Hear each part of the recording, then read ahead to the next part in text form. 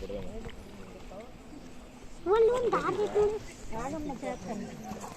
Call చేస్తాను.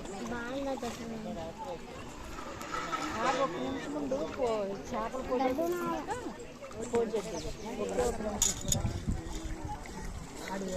బాబాయ్ ఎన్ని చూడ ఇది అడుగువాడ ನೋಡಿದ